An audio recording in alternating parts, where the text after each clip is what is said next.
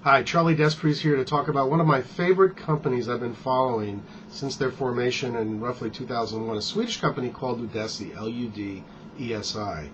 I crossed paths with the founder of the company and a real charismatic guy who's now back involved with the company. They just went bankrupt October 2010, a month ago, and they're in the bioinformatics field.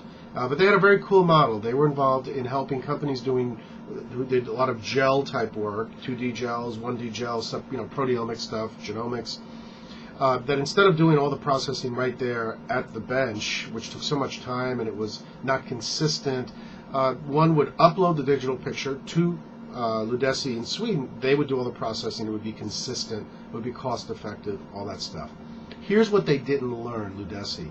They didn't realize that the marketplace, although it existed and the problems were there, would take time to convert.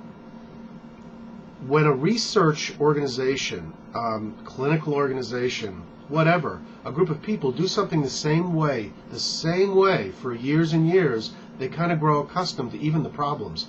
Gels suck. Nobody likes to work with them. But people are used to doing it, and there are experts out there on how to do it, and they have special little tricks and things like that to make it work. So when a company comes along and says, we've got a solution, we can save you a ton of money, the convert factor has to be accounted for in the strategic planning of that company. It didn't happen at Ludesi. They probably got a boatload of money from some VCs.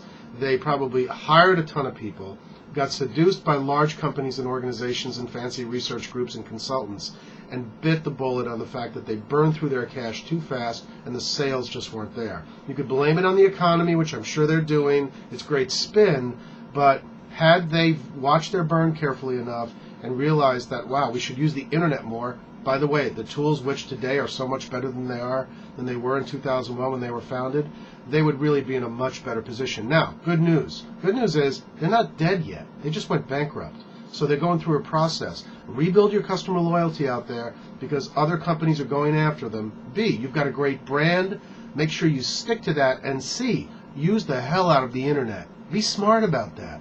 Boy, there are a whole bunch of other things. So give me a call. But listen, folks in the startup world, learn from this lesson. Go back and read the history on these guys. You're going to learn a ton, especially if you have a new technology that forces companies and people to change habits. Hey, another biotech moment from Charlie Despres. You take care of yourself.